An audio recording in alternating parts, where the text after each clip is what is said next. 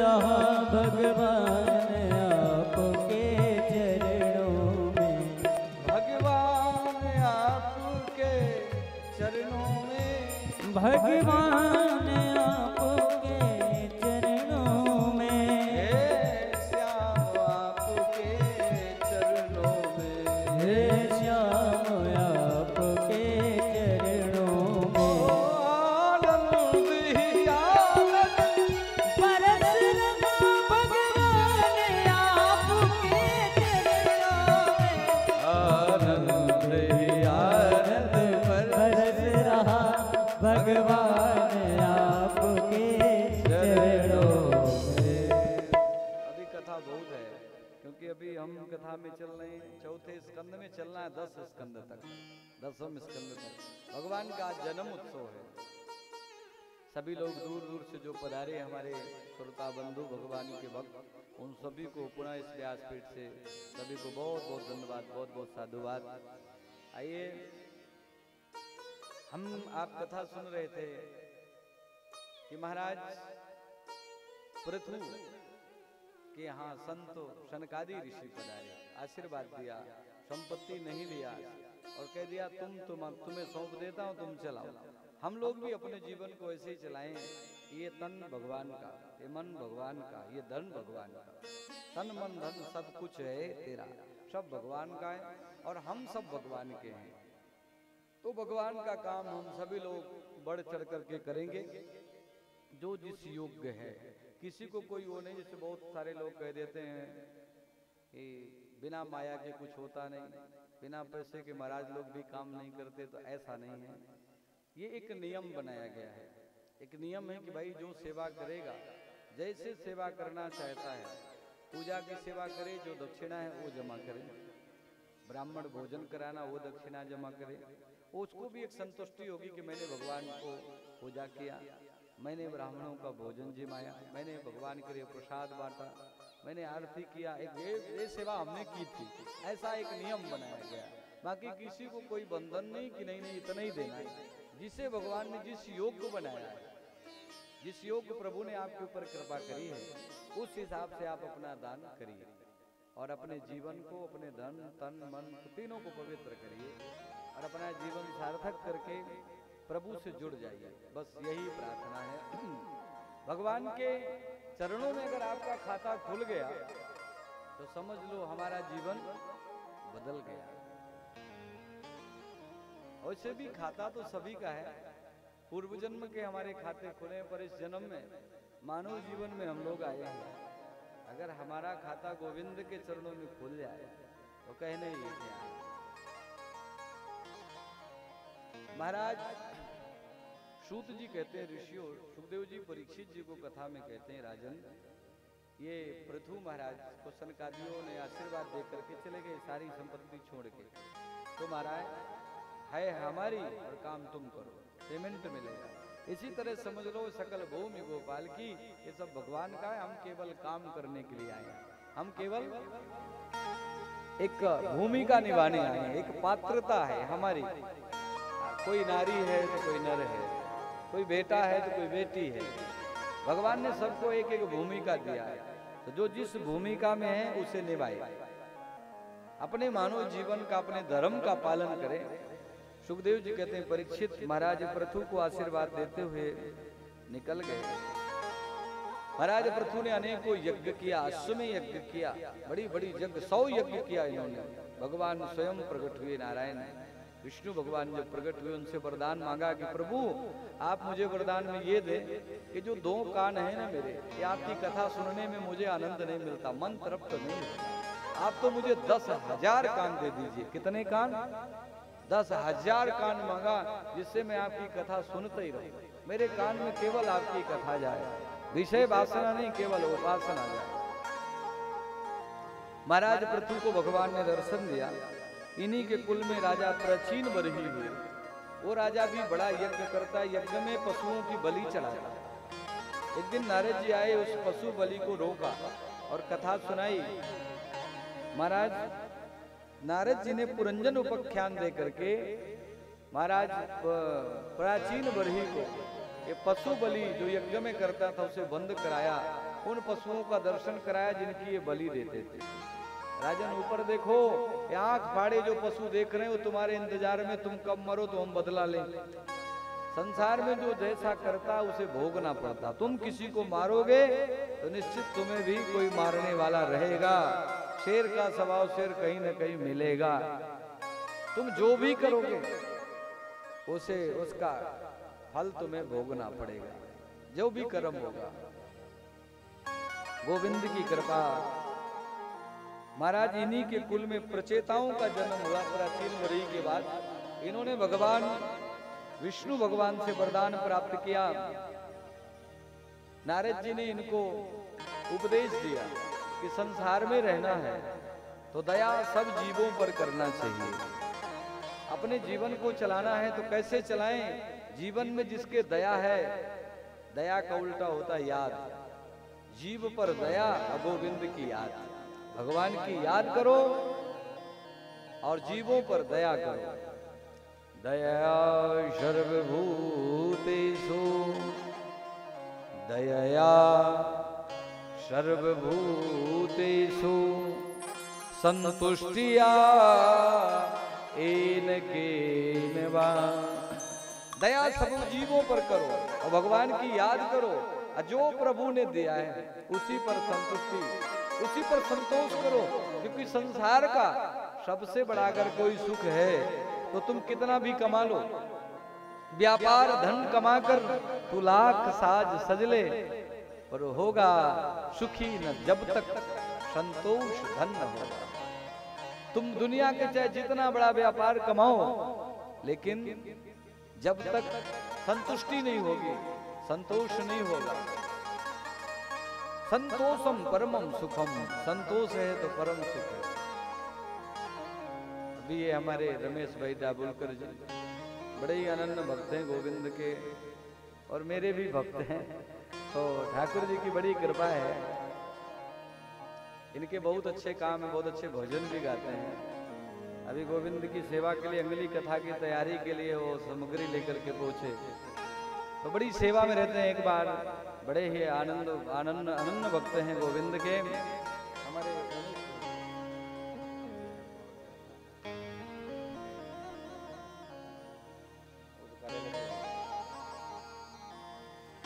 राधा गोविंद भगवान की। प्रचेताओं को नारद जी ने समझाया, दया सर्वभूतेषु संतुष्टिया एन केनवा सर्व इंद्रियापशांताय च तुस्सत्यासु जनार्दन। भगवान प्रसन्न होते हैं कब? जब सब जीवों में दया करोगे, भगवान की याद करोगे, भगवान का सुमिरन करोगे और अपने मन में संतुष्ट रहो। जो प्रभु ने दिया है, जो भी दिया है, जितना दिया है, धन दिया या जो भी दिया, प्रभु की जो भी कृपा हो उस पर संतुष्टि होनी चाहिए। संतोष ही संसार का सबसे बड़ा सुख है। संतोषम परमम सुखम। परम सुख अगर है तो संतोष।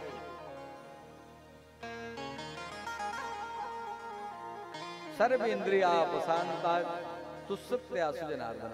सारी इंद्रियों को बस में करके गोविंद में लग जाओ, भगवान उस पर प्रसन्न हो जाते हैं। तुस्सत्यासु जनार्दन, भगवान कृपा करते हैं। महाराज चौथा स्कंद को सुखदेव जी विराम करते, पांचवें स्कंद में चर्चा करते हैं। आइए बोले भागवत भगवान की। पांचवें स्कंद में महाराज मनु के दूसरे जो छोटे बेटे हैं उनका नाम है प्रियव्रत। क्या नाम है? प्रियव्रत। प्रियव्रतो भागवतम आत्मा राम कथम मुने ग्रहरे रमत्यन्मूला कर्म बंधा पराभव। महाराज ये गृहस्थी में है पर भगवान के अनन्य भक्त हैं, प्रभु से बड़ी प्रीति करते हैं। और प्रियव्रत के मन में एक दिन ये हुआ कि ये जो रात्रि आती है, ये रात्रि हमारे जीवन में बंधन डालती है। भगवत भक्तों में भगवान से मिलने में ये बंधन है, तो क्यों ना रात्रि को खत्म कर दिया जाए। रात्रि ही ना हो, दिन ही दिन रहे। क्योंकि लोग रात्रि आती सब सो जाते, भजन नहीं करते। और इनके मन में भावना जगी, इन्होंने एक यज्ञ किया। उस यज्ञ से एक तेजोमय रथ प्राप्त किया। जैसे रात्रि आई तो अपना रथ लेकर खड़े हो गए आकाश में, तो सूर्य की तरह तेज उस रथ में। तो 7 दिन तक इन्होंने रात्रि को आने ही नहीं दिया। तब ब्रह्मा जी आया। ब्रह्मा जी ने कहा बेटा गड़बड़ न करो, ये प्रकृति है, यहाँ लोग दिन में काम करते हैं, रात में आराम करते हैं, पर जिन्हें भजन करना वो रात में भी करते हैं। यही जम जामिन जागहि जोगी परमार्थी प्रपंच वियोगी। जो परमार्थ के लिए जीते हैं तो वो लोग भगवान का भजन करते हैं रात्रि में भी। आज भी आप देखो बड़े बड़े जंगलों में, गुफाओं में बड़े बड़े मुनि महात्मा आज भी तपस्या करते हैं। और ऐसे ही नहीं, सर नीचे और पैर ऊपर, और भगवान की तपस्याएं चलती। मैंने अपने आंखों से देखा ऐसी तपस्या अद्भुत। आज भी हमारे चित्रकूट में कामदगिरी है, कामतानाथ स्वामी है, भगवान का ही स्वरूप है। वो पहाड़ था पर प्रभु कृपा हुई, कामदगिरी बे राम प्रसादा, अब लोकते हर्ष विषादा। उनका केवल आप दर्शन कर लो तो आपके सारे विषाद खत्म। और 5-7 किलोमीटर का परिक्रमा है उनका। एक बार सरकार मध्य प्रदेश की वो परिक्रमा बना रही थी, तो जेसीबी चला, तो जब खुदाई हुई तो एक ऐसी ज्योति दीप हुई, प्रकाश हुआ। जब वहां देखा गया कैमरे से तो एक महान विभूति तपस्या में थी। फिर ज्यों का त्यों उसे बंद कर दिया गया। आज भी बड़ी बड़ी विभूतियां हैं जो भगवान की तपस्या करते हैं, आराधना करते हैं गोविंद।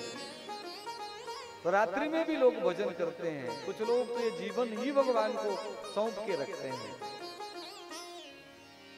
हरि कृपा। महाराज प्रिय व्रत को ब्रह्मा जी ने समझाया कि बेटा गड़बड़ ना करो, मान जाओ। तब ये ब्रह्मा जी के कहने पर इन्होंने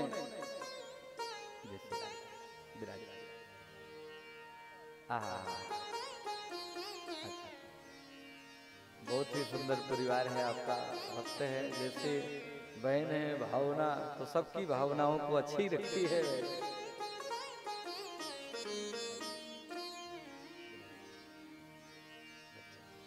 जय श्री राधे।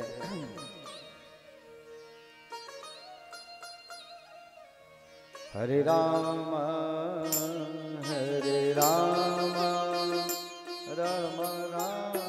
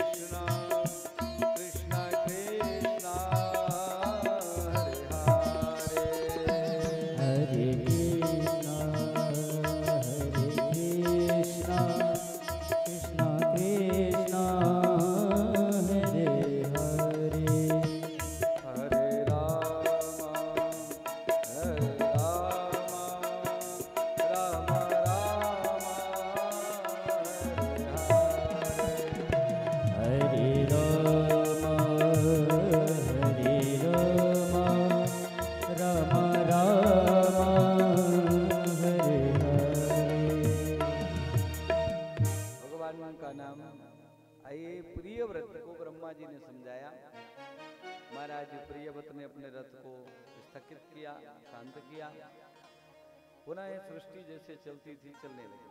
पर वो रथ को लेकर महाराज प्रियव्रत जब इस पृथ्वी में वसुंधरा में रथ चला तो 7 द्वीप की रचना हो गई। कितने द्वीप की? 7 द्वीप। जहां हम लोग बैठे इस द्वीप का नाम है जम्बू द्वीप। क्या नाम है? जम्बू द्वीप। 7 द्वीप बने। रमण द्वीप जिसमें सांप ही रहते हैं। अलग अलग द्वीपों की एक एक 7 वो हुए। महाराज इनके 7 बेटे हुए। 7 द्वीप के अलग अलग राजा हुए। जम्बू द्वीप के राजा बने महाराज अग्निंद्र। और महाराज अग्निंद्र की कोई संतान नहीं, तो तब इन्होंने यज्ञ किया जिसमें स्वयं अग्निंद्र के बेटा नाभि की कोई संतान नहीं, तो इन्होंने तो यज्ञ किया पुत्रेष्टि, जिसमें स्वयं भगवान ऋषभ देव के रूप में प्रकट भये। बोले ऋषभ देव भगवान की। महाराज ऋषभ देव का प्रागट्य हुआ। और ऋषभ देव भगवान के अवतार थे। ऋषभ देव के भी 100 बेटा, जिसमें बड़े बेटे का नाम भरत। एक दिन इन्होंने अपने 100 बच्चों को बुला करके सत्संग किया और समझाया, बेटा संसार में नायम देहो देह भाजम निर्लोके, ये मृत्यु लोक में जो व्यक्ति आया है, ये मानव जीवन में जो आया है और जो भगवान का भजन ना करे, तपो दिव्यम पुत्र का येन सत्वम, तपस्या करना चाहिए। वो दिव्य पुरुष, वो महापुरुष वही है जो मानव जीवन में आकर भगवान की तपस्या करे, भगवान की आराधना करें, भगवान के लिए सत्कर्म करें, संत महात्माओं की सेवा करे और धर्म की रक्षा करे। बहुत प्रकार से समझाया।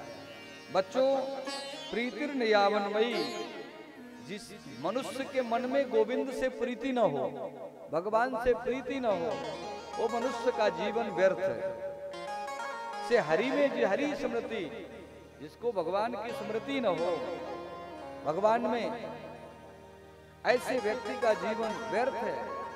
संसार में भगवान का भजन करो, भगवान की भक्ति करो, और इसमें अगर कोई बाधा करे, कोई तुम्हें रोके, तो गुरु जी कहते हैं, ये ऋषभदेव भगवान कहते हैं कि तुम्हारे भक्ति में अगर कोई बाधा बनता है, तुम्हें कोई रोकता है भक्ति से, तो तुम उसे छोड़ दो, त्याग दो।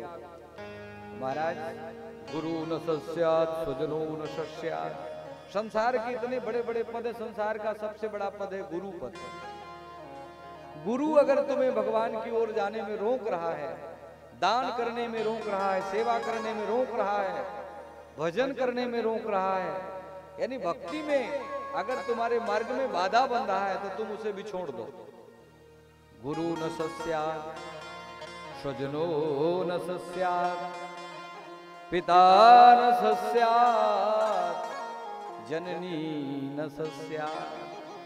माँ हो या पिता हो या गुरु हो, कोई भी हो, छोड़ दो उसे। अब आप कहोगे महाराज अच्छा समझा रहे, ये ऋषभदेव अपने बच्चों को समझा रहे। बच्चों, बच्चे कहते महाराज किसी ने त्यागा, जो आप हमें बता रहे हो? बोले हाँ त्यागा। किसने त्यागा? तजो पिता प्रहलाद, प्रहलाद जी ने अपने बाप हिरण्याकश्यप को त्याग दिया था। किसके लिए? गोविंद के लिए, भगवान के लिए। तजो पिता प्रहलाद भरत महतारी, भरत जी ने अपनी माँ को त्याग दिया था। राम जी का जब वनगमन करा दिया, बोल दिया आज के बाद तो मेरी माँ नहीं रही, मेरे मुख से अब माँ नहीं निकलेगा, माँ नहीं कहूंगा जीवन भर। भगवान जब अयोध्या आए, चित्रकूट में मिले, तब भी कहा भरत मेरी एक इच्छा है तो पूरी कर दे। के कई रो रो करके मरी जा रही थी। राम जी से कहा बेटा एक बार भरत मुझे माँ कह दे। तो जैसे राम जी भरत जी को समझाने आए, भरत ने हाथ जोड़ लिया, सब कुछ करूंगा, पर मेरी भी प्रार्थना है कि कई के लिए कुछ मत बोलिएगा, तो उसे तुम माँ कह दो, मैं माँ नहीं कहूंगा। जीवन भर भरत ने माँ नहीं कहा के काहे के लिए? जो राम के भक्ति से अलग कर दिया, राम जी को उनसे अलग कर दिया। तजो पिता प्रहलाद भरत महतारी, बलि गुरु तजो, राजा बलि ने गुरु को छोड़ दिया। दान कर रहे थे, गुरु जी ने मना किया मत करो। दान करने में जब गुरु जी ने मना किया, तो बलि ने गुरु को ही छोड़ दिया और दान किया। बलि गुरु तजो मुद मंगल चारी, कंस ने भी मधुबन त्याग दिया था। महाराज अनेकों लीलाएं हैं। दैवम न तस्यात् पति न तस्यान, चाहे पति भी बाधा डाले त्यागने में बना। ये कौन कह रहा है? ऋषभदेव अपने बच्चों को समझा रहे हैं। महाराज ऋषभदेव ने बच्चों को समझाया और बच्चे उनकी बातों को मानने लगे। बड़ा बेटा भरत जो हुआ वो राजा बना, सत्कर्म करता रहा, अपनी प्रजा के लिए बहुत सारे अच्छे अच्छे कार्य किया। एक दिन ऋषभदेव जंगल चले गए तपस्या में। इतनी बड़ी इनकी तपस्या हुई, जब ये मलमूत्र करें तो 40 कोस का वातावरण सुगंधित होता था। इतनी बड़ी तपस्या में इनकी शक्ति थी। महाराज ऋषभदेव के मलमूत्र से सुगंध आती थी। ये तपस्या का महाराज उनके वो था, महाराज ऋषभदेव। तस्यम हया पुरी सुरभि सौगंध सौगंधेयास्तो हो देशे दशम योजना समन्ता सुरभि चकारो।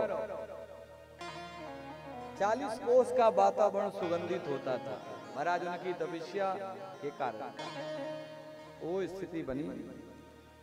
है वंश के राजा ने इनकी तपस्या को देख लिया। बड़ी बड़ी शक्तियां ऋषभ देव के पास आई, अणिमा महिमा गरिमा 8 सिद्धियां आ गई कि मुझे अपना लो, लेकिन महाराज ऋषभ देव ने नहीं अपनाया। परीक्षित महाराज कहते हैं गुरुदेव दुनिया तो एक एक सिद्धि के लिए पता नहीं क्या क्या करते, लोग तो भूत प्रेत की भी सिद्धि करते, पर 8 सिद्धियां आ गई तो महाराज ऋषभ देव ने क्यों नहीं अपनाया? बोले ऋषभ देव समझते थे जीवन में अगर सिद्धि हो जाएगी तो प्रसिद्धि की कामना होगी। आपको कुछ मिल गया थोड़ा सा, जब बिल्कुल धन नहीं होता तो लगता थोड़ा सा मिल जाए तो बस हो जाएगा, और जब थोड़ा हुआ तो लगता है इतना मिल जाए। 1 हुए तो 10 हो गए, 10 हुए तो 100 की इच्छा, पर 100 पाकर भी संतुष्ट नहीं। ऐसी ये डाइन तृष्णा है, ये तृष्णा का नष्ट नाश नहीं होता, बढ़ती चली जाती है। आज बेटा आज झोपड़ी में है तो मकान हो जाए, मकान हो गया तो दुकान हो जाए, दुकान हो गया तो गाड़ी हो जाए, दुनिया भर के कांटा लगाते चले जाते तृष्णा के। महाराज इनके पास जब 8 सिद्धियां आई, महाराज मुझे स्वीकार करियो, तो इन्होंने स्वीकार नहीं किया। परीक्षित को सुखदेव जी कहते हैं ऋषभ देव ने इसके लिए स्वीकार नहीं किया, सिद्धि होगी तो प्रसिद्धि की कामना।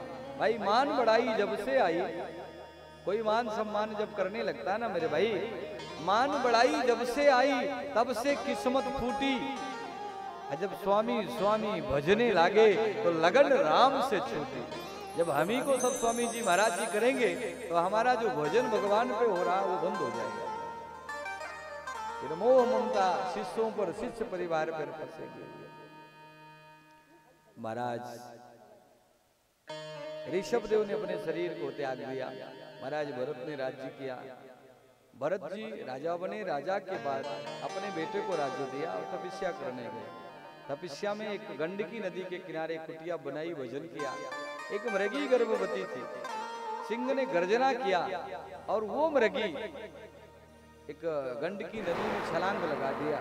जैसे छलांग लगाया महाराज तो गर्भ में वो जो मृगी थी उसका गर्भ जो है गर्भपात हो गया और मृगी मर गई।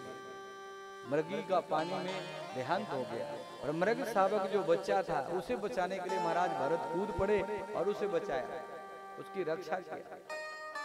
पर रक्षा कर देना ये तो काम था, और महाराज भरत का मन उस मृग से इतना लग गया कि भजन से मन अलग होने लगा। मृग तृष्णा में वो पड़ गए। भजन करें तो जब तक मृग को न देखे तो भजने ही नहीं। मृग में उनका मन मृग में बस गया।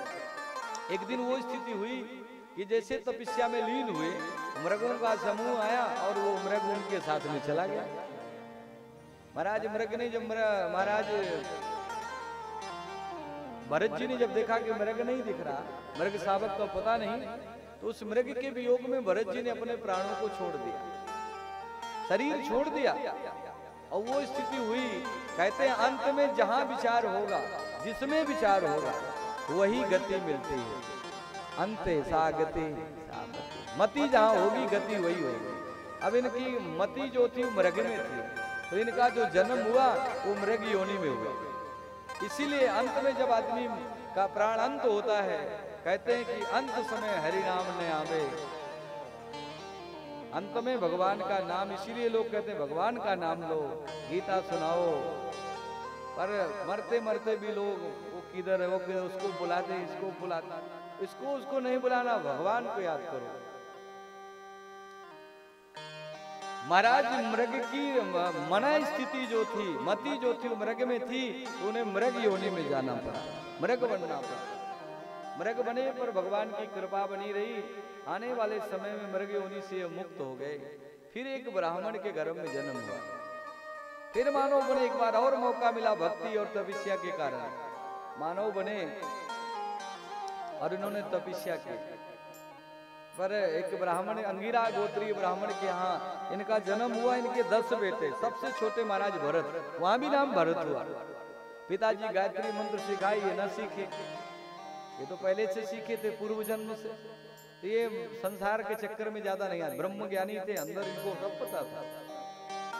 पिताजी गायत्री मंत्र सिखाए पर इन्हें कुछ खबर ना पड़े। एक दिन पिताजी ने कहा ये बिल्कुल जड़ है, इसको कोई बात समझ में नहीं आती। जड़ माने मूर्ख, मूर्ख है। तब उनका नाम जड़ भरत हो गया। बोलिए जड़ भरत महाराज की। महाराज पिताजी के कहने पर भरत का नाम जड़ भरत हो गया। अब एक दिन भरत जी को काम दिया गया कि कुछ करता नहीं, भोजन बस लेता है, तो इसको कुछ काम दो। भाभियां जो थी 9 भाइयों, कुछ काम नहीं करता, केवल भोजन लेता, रोटियां बना बना के परेशान है, इनको कुछ काम दो। भाइयों ने कहा ठीक है, खेत में लगा दिया। खेत में लगा दिया कि जाओ भाई ऐसा करो कि अभी खेत बोया हुआ है और देखना चिड़िया ये सब बीज को ना खा जाए। वो इंतजार में रखवाली के लिए गए, पर वहां स्थिति वो थी कि चिड़िया चुन रही थी और भरत जी भगवान के भक्त थे। भगवान को लगा ये सब राम जी का ही है, सब भगवान का ही है। एक चिड़िया जो खा रही है भी तो भगवान की है। राम जी की चिड़िया, राम जी की चिड़िया, राम जी का खेत। राम जी की चिड़िया, राम जी का खेत, खाओ रे चिड़िया भर भर पेट। राम जी की चिड़िया, राम जी का खेत, खाओ रे चिड़िया भर भर पेट। ओ राम जी की चिड़िया,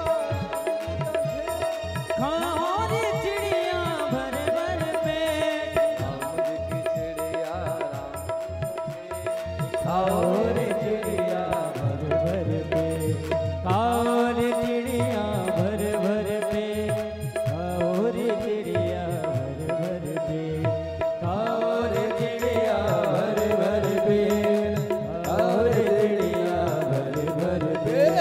राम जी की चिड़िया, राम जी का खेत, खाओ रे चिड़िया भर भर पेट।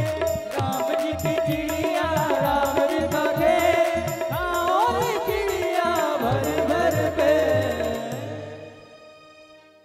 सब खिलाई दिया। भक्त थे भगवान के, उदार मन खा जाओ। और एक दिन की वो स्थिति हुई महाराज कि एक सरदार था डाकुओं का। उसने देवी माँ से, भवानी माँ से एक मन्नत रखी, मैया तू मुझे संतान देगी ना तो मैं तुझे नरबलि चढ़ाऊंगा। और माँ की कृपा हुई, उसके यहाँ संतान हुई। अबे नरबलि के लिए भेज दिया कि जाओ किसी को पकड़ के लाओ। डाकू लोग गए तो यही सरकार मेड़ में खेत की घूमते नजर आए, पकड़ के ले गए। महाराज चलिए, कहाँ? ब्राह्मण भोजन। ओ ब्राह्मण थे, कोई ब्राह्मण को भोजन के लिए कह रहे, प्रसन्न हो गए, चले गए। वहां पहुंचे, 56 भोग कराया गया महाराज, 56 भोग बढ़िया से पाए। और जब डाकुओं को सरदार आया, बोले बुलाओ नरबली को जिसे चढ़ाना है। लेके गए, माँ भवानी के पास प्रणाम करो। प्रणाम किया, म्यान से तलवार निकाली। ओह महाराज भरत जी को लगा हे भगवान ये क्या करेगा। बोले इसीलिए तो भोजन कराया था, तुम्हारी बलि चढ़ाना। अब वो घबरा गए कि हे भगवान ये ब्राह्मण भोजन तो बहुत क्या। कोई बात नहीं है, शरीर तो आज नहीं कल नष्ट ही होना है। माता के शरण में जाएगा तो जाए। और हाथ जोड़ के खड़े हो गए, जय माँ भगवती, तो स्वीकार कर। अब म्यान से जो तलवार निकाल के महाराज जड़ भरत को प्रहार करना चाहा तो कैसो चिटाक देवी, वहां मूर्ति फट गई, पत्थर की मूर्ति फटी और उससे भवानी मां प्रकट हो गई। अरे दुष्ट, तू इतने बड़े ब्रह्मज्ञानी का पद और ब्राह्मण का मेरे दरबार। वही म्यान तलवार से भगवती ने उस दुष्ट का ही वध कर दिया, उस डाकू का ही वध कर दिया। भगवत भक्त का कभी वध नहीं होता। माँ भवानी ने रक्षा किया। जड़ भरत जी समझ गए कि आज भगवती ने बचा लिया, नहीं तो गोविंदाय नमो नमः। ऐसे ऐसे महाराज भरत जी के जीवन में हुआ। वहां से छूटे, एक राजा मिल गया रहुगण। पालकी में कोई 3 लोग, एक बीमार हो गया 4 लोग में से। महाराज एक बीमार है, बोले कोई मिल जाए लगा लो। वही मिल गए, कौन? भरत जी पालकी में लग गए। अब ये कहते हैं कि भाई आज जाने अनजाने में सही, पर रहुगण का भार तो मेरे कंधे पर है।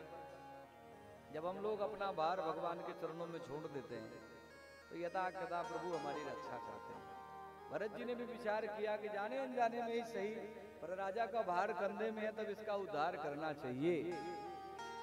कभी आज तक महाराज भरत जी बोले नहीं, और राजा रहुगण जो था वो जा रहा था सत्संग सुनने, और रास्ते में ही महाराज भरत जी से इसका सत्संग हो गया। जड़ भरत कभी बोले नहीं, आज बोले तो रहुगण का कल्याण कर दिया। बहुत सारी चीजें इन्होंने सुनाई,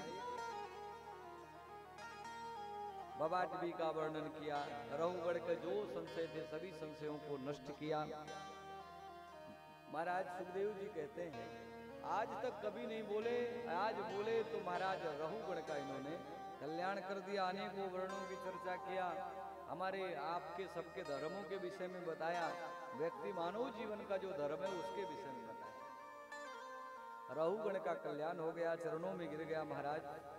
सुखदेव जी महाराज परीक्षित को कथा कहते हैं, भरत के वंश में, राजा भरत के वंश में महाराज भरत के ही प्रताप से इस देश का नाम, अग्निंद्र के जमाने में उनके जो बेटा हुए नाभि, तो इस देश का नाम हुआ अजनाब खंड। पहले जम्बूद्वीप, फिर अजनाब खंड, और फिर इस देश का नाम महाराज भरत के प्रताप से इस देश का नाम भारत हुआ। बोलिए भारत माता की जय हो। ये भारत देश हमारा बना। इन्हीं महाराज भरत के वंश में अंतिम राजा विरज हुए। सुखदेव जी ने भूगोल खगोल का वर्णन किया, 28 नरकों का वर्णन किया। संसार में जो व्यक्ति जैसा कर्म करता है उसके लिए यमराज ने एक नरक बनाया है, एक नहीं अनेकों अनगिनत नरक, 28 नरक बने हैं, जिसमें जीव आत्मा जैसी गलतियां करता है उसे वैसे नरक में डाला जाता है। तामिष्ट नरक, तामिष्ट नाम का एक नरक है, जो व्यक्ति एक दूसरे से ईर्षा करते रहते हैं, जलते रहते हैं, किसी को बड़ा धनवान देखकर, गुणवान देखकर केवल अपने हृदय में जलन रखते हैं कि कैसे ये नष्ट हो जाए, कैसे इसी को बिगाड़ दें। ऐसे व्यक्ति जो जलते रहते हैं उन्हें तामिष्ट नामक नरक में डाल दिया जाता है। जो व्यक्ति दूसरे की निंदा करता है उसे, उसके लिए योनि तैयार है चमगादड़ की। जो जड़ सबके निंदा करही ते चमगादड़ होई उतरही, उसे चमगादड़ योनि में डाला जाता है। वो उल्टा लटकता है, पैर से ऐसे झूलते ही रहता है। कभी किसी की निंदा नहीं करना चाहिए। जो व्यक्ति घर में आए हुए व्यक्ति को आंख फाड़ के देखता है, कहां से आफत आ गई, चाहे पानी कराना पड़ेगा, ऐसे व्यक्ति को वक्रतुंड नामक नरक में डाल दिया जाता है। जो व्यक्ति बड़ा क्रोधी होता है उसे जहां तांबे जैसे तपी भूमि होती, सब पर हमेशा क्रोध ही करता है, प्रेम की भावना नहीं, ऐसे व्यक्ति को तामिष्य नरक में डाला जाता है। जो नारी पति में अपने पति को छोड़कर पर पति में रति करती है, ऐसे नारी को रौरव नामक नरक में डाल दिया जाता है। जो व्यक्ति संत महापुरुषों का अपमान करते हैं, अनेकों नरकों का जब वर्णन किया, महाराज परीक्षित डर गए, हे भगवान, मैं तो संत का अपमान किया। बस महाराज बंद करिए, अब नरक की बात मत सुनाइए, अब नरक से बचने का उपाय बताइए। तब 5वें स्कंद को विराम करके सुखदेव जी महाराज परीक्षित को 6ठे स्कंद में अजामिल की कथा सुनाते हैं। नरक से बचने का उपाय एक ही है, क्या? भगवान का नाम। अजामिल कानकुब्ज ब्राह्मण था, कानकुब्जे दुजा कश्चित दासी पतिर अजामिला। अजामिल ब्राह्मण था, लेकिन संग जब देखा, वेश्या गमन देखा, जंगल गया लकड़ी लेने, मति बदल गई और संग का रंग चढ़ गया। वो संत, वो ब्राह्मण भी उस वेश्याओं में रत हो गया, वेश्याओं के साथ रहने लगा, और एक एक नहीं 9-9 बच्चे हो गए। इतनी प्रीति, इतना कुसंग हुआ। एक दिन नारद जी कृपा करते पहुंचे, तो नारद जी ने अजामिल से कहा, अजामिल अभी तुम्हें मौका है, अभी तुम्हारे शरीर में प्राण है, ले लो मजा भजन का जीवन के रहते रहते। शरीर में जब तक प्राण रहे तब तक कुछ करते रहो, कुछ कर लो अपने लिए, कुछ करो। क्या करें महाराज? अपने लिए कल्याण करो। नारद जी समझ गए कि ये कुछ नहीं करेगा। एक उपाय बताया, तुम्हारा 10वां जो गर्भ है तुम्हारी पत्नी का, वेश्या का, उसका लड़के का नाम तुम नारायण रख लेना। क्या कहा? बेटे का नाम नारायण रख लेना। आज हम लोग पता नहीं क्या क्या नाम रखते हैं, पप्पू टप्पू दुनिया भर के। भगवान के नाम का नाम रखा जाएगा तो बच्चों में प्रीति होती, तो कम से कम बच्चे में ही सही, पर भगवान का नाम तो लेंगे। गाली भी देंगे तो भगवान को, प्रेम करेंगे तो भगवान को। अजामिल ने अपने बेटे का नाम, 10वां बेटा जो हुआ उसका नाम नारायण रखा।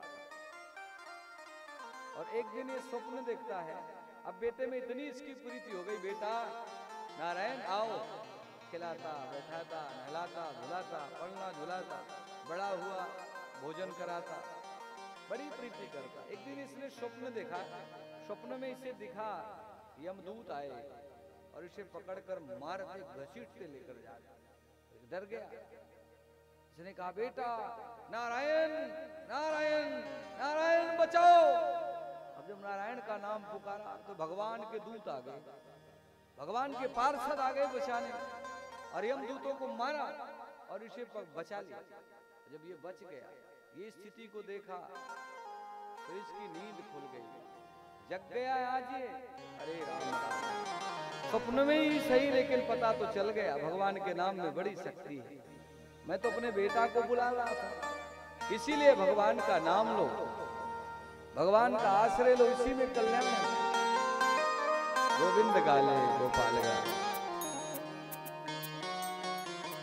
तो आइए हम लोग भी नारायण का नाम लें, जिससे हमारा आपका भी कल्याण हो। क्या करेंगे तो गोविंद गाले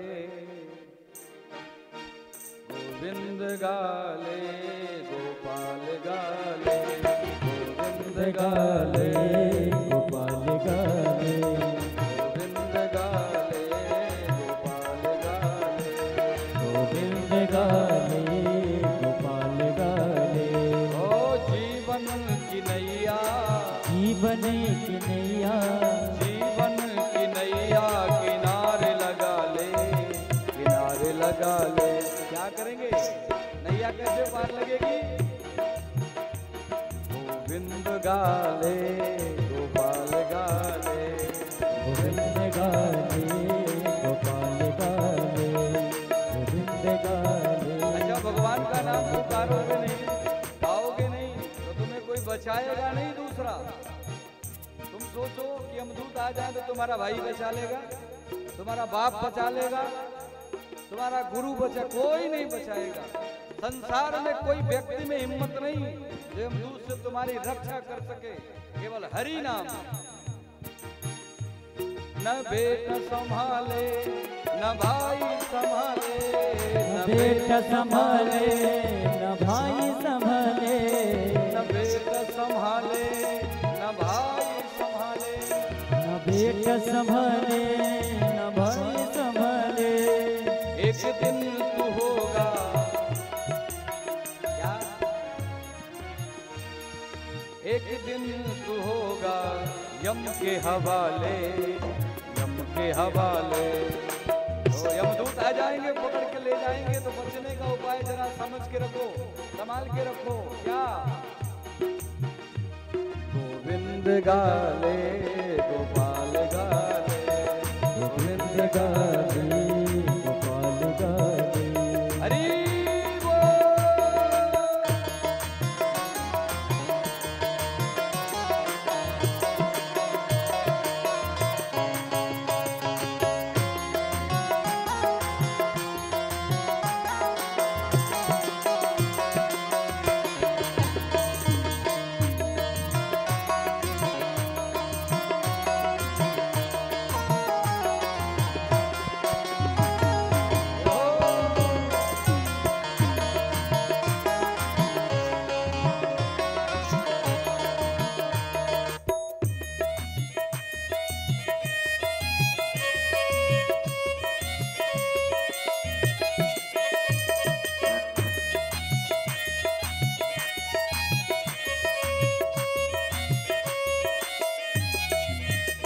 हम दुनिया के चक्कर में जो पड़े हैं, दुनिया के लोग बहुत ही निराले हैं, दिखते कुछ हैं पर हैं कुछ और।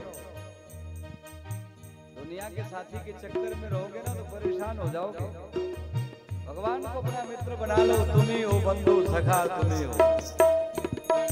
दुनिया के साथी है सबसे निराले, दुनिया के साथी है सबसे निराले, दुनिया के साथी है सबसे निराले, दुनिया के साथी है सबसे निराले। ऊपर से भोले, दुनिया के साथी बहुत ही निराले हैं भाई, ऊपर से बड़े भोले वाले दिखते हैं।